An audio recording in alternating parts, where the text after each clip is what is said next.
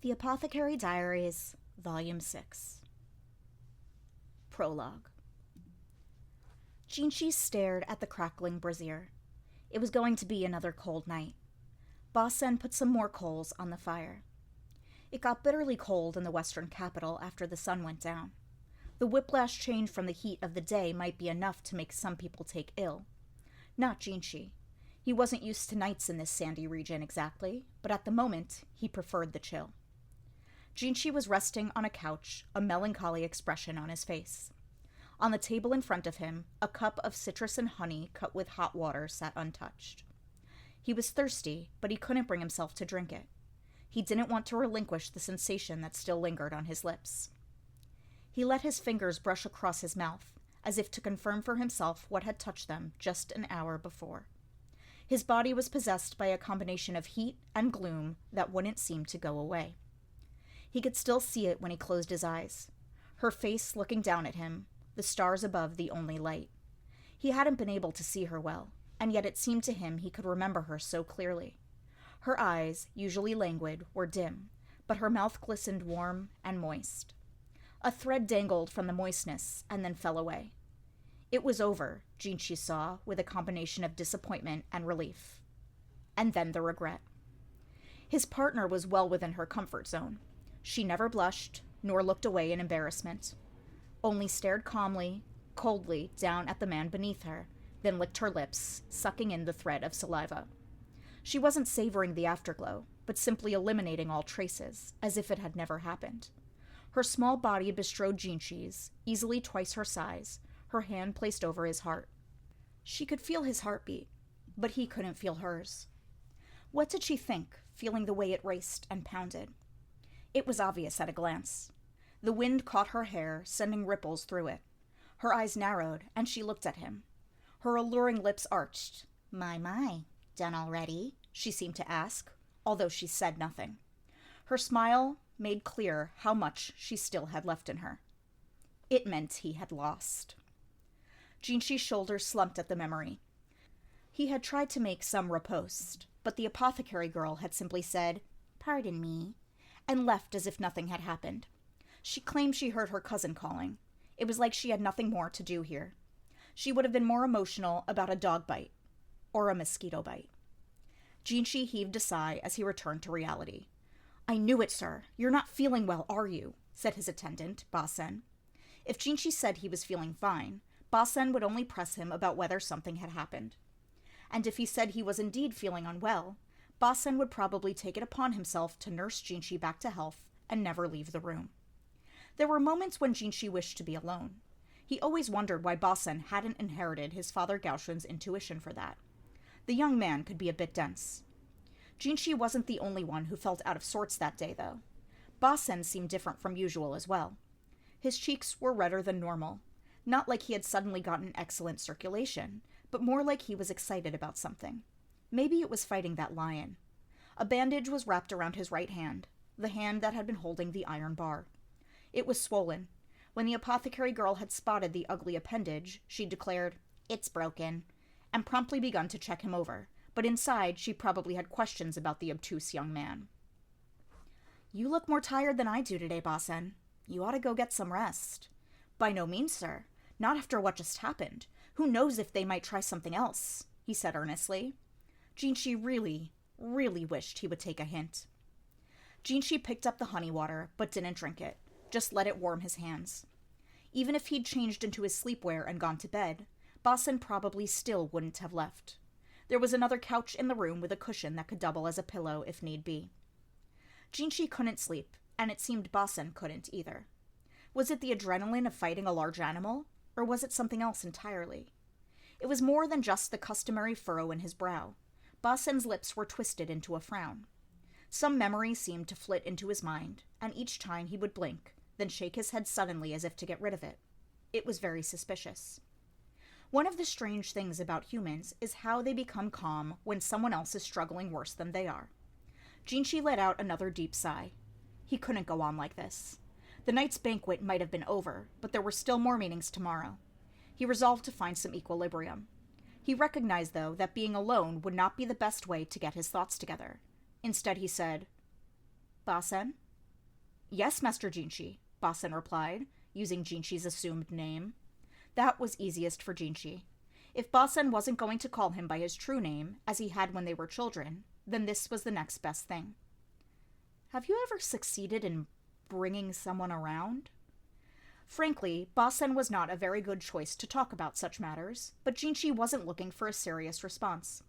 He could answer his own questions. He just wanted to talk out loud so he didn't sit here with his mind going in circles. Basen didn't need to understand exactly what Jinchi meant. He just needed to offer a yes or no, or a grunt here or there. How so, sir? You've spoken to so many people since we got here that I don't know whom you might be referring to. It was true. A great many women had spoken to Jinchi since his arrival in the western capital. How many? One wouldn't wish to say. You don't have to finish that thought, Jinchi said. Basen's brow wrinkled. I'm not in your position, sir, and I don't have much experience in such matters, though in the future I may find I gain some, whether I want to or not. He probably never had experienced such things. Not yet. Even though they had only seen each other a few times a year since Jinchi had entered the rear palace, they were still milk brothers and trusted friends. Jinchi knew that Basen didn't always feel very confident around women. The more womanly, the less he liked to have anything to do with them. The fact that he was able to have a more or less normal conversation with the apothecary girl suggested he didn't see her in those terms, although Jinchi was conflicted as to whether that was a good thing or a bad one. It wasn't misogyny, rather a sign of how deeply Basen's early experiences had influenced him. A misfortune that had occurred because of his particular characteristics. Basen responded to Jinchi's question by stroking his chin. I can only say I suppose it would depend on the person. There are a lot of people I don't feel entirely comfortable around, but the situation has something to do with it too. How confident and competent the other person is can affect the flow, and vice versa. And you have to deal with so many people at once, Master Jinchi. Isn't it a strain? So many at once? I think you're overestimating me. Jinchi hadn't expected quite such a direct answer. He smiled sardonically to hear himself described as if he were crazed with lust. Come to think of it, Basen had been going to the pleasure district in Gaoshin's place a lot lately. Had he managed to gain some experience? Jinchi knew what a cunning saleswoman the madam of that brothel could be. She might well have tried to give Basen the hard sell. Jinchi looked at Basen, conflicted. The Verdigris house was a high-class brothel with excellent courtesans, and Basen idealized women, even if he wasn't very good at talking to them. The educated, and very firm-handed, ladies at the Verdigris house might be surprisingly congenial for him. Jinchi swallowed heavily. Basen? Did something happen? At the Verdigris house? What's this all of a sudden? Basen asked, startled. The man was a bad liar. Quite frankly, he was a less than ideal adjutant when it came to politics. But the aspect of his personality was exactly what allowed Jinchi to relax around him. Nothing happened, Basen insisted. And anyway, I can rise to the occasion when I need to. Rise to the occasion? A somewhat unsettling choice of words. But yes, Basen could indeed do what he had to do when he had to do it. Jinchi was willing to acknowledge that much. He swallowed again, realizing he would have to rethink how he saw his milk brother once more. What brings this on, Master Jinchi? Did something happen with you?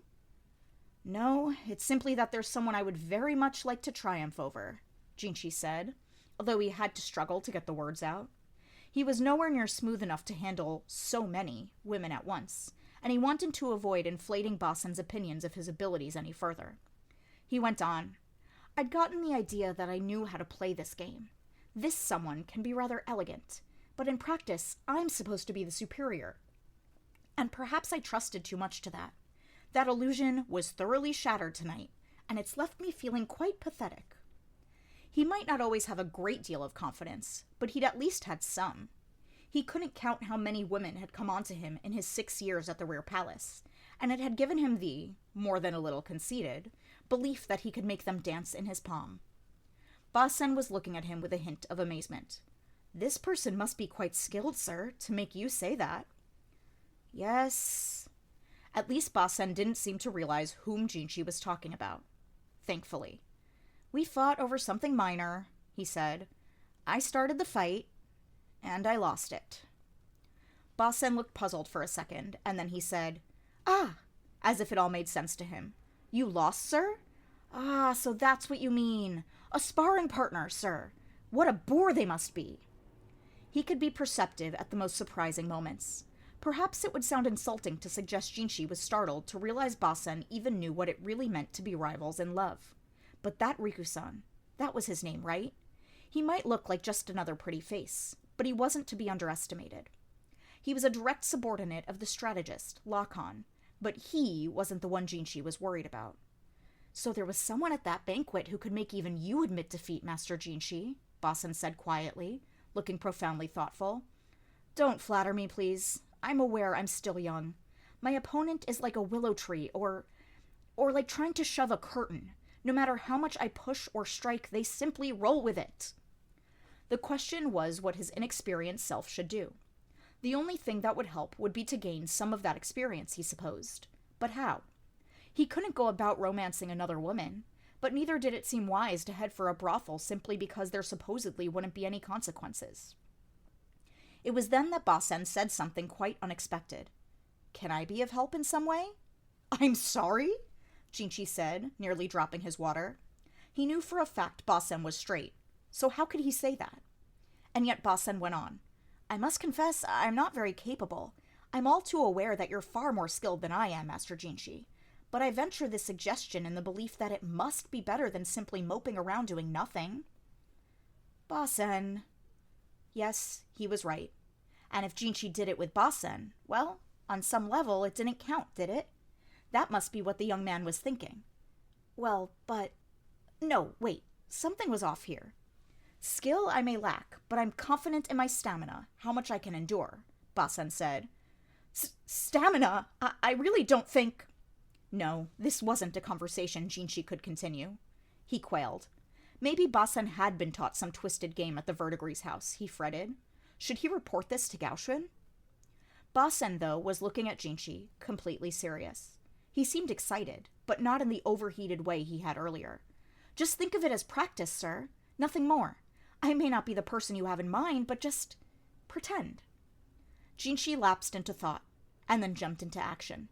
He put the water on the table, rose from the couch, and slowly came and stood in front of Basen.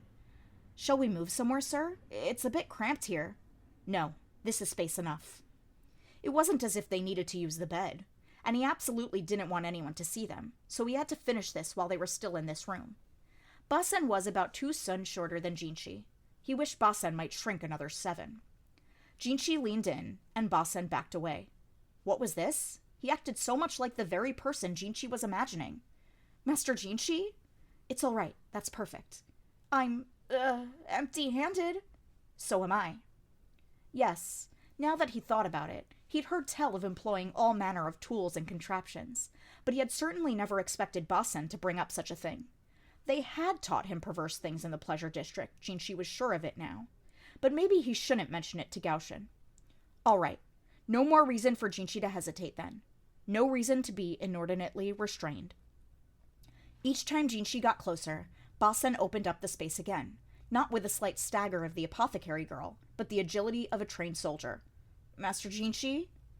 This person never initiates, but only responds to what is done. So, Master Jinshi, I should... Basen looked at Jinshi, deeply concerned. His back was already against the wall.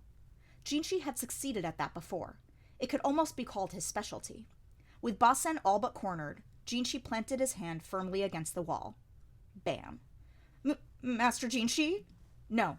Be quiet. Jinshi focused his imagination. He was picturing not his milk brother, but the person he wished to best. He had to strike before the mouth spoke. The mouth that was usually so inarticulate, but grew voluble and clever at the oddest times. He took Basen's chin with his free hand and pressed his thumb to his lips. Basen had gone completely white, and from this distance, Jinshi could see he was covered in sweat. Why did he look so worried? This was his suggestion. Somehow, he almost looked as if he hadn't expected any of this to happen. Could there be some mistake here? Some crucial, momentous misunderstanding? Perhaps it was the tension both of them were feeling. Neither noticed the sound of voices right outside. And just as Jinshi was about to put the pieces together, the door to the room flew open with a tremendous bang. It's been too long since we shared a drink, and I've caught a most fascinating quarry in my net. announced the sprightly but gender-neutral voice. Lady Aduo! Cried a guard outside, but the lovely person in men's garb was already pushing past him into the room. The odor of alcohol came with her. She seemed to have been sharing a drink with herself before she'd thought to invite Jinshi. She'd been like this ever since the rear palace, always trying to get him to drink with her. Maybe she was a little soused, because the way she entered the room was, well, forceful at best. And the moment she had chosen was an awkward one. Jinshi was almost on top of Basen, who was pinned against the wall with Jinshi's fingers brushing his lips in what was unmistakably a lover's caress. Basen was sweating, and his face was completely bloodless.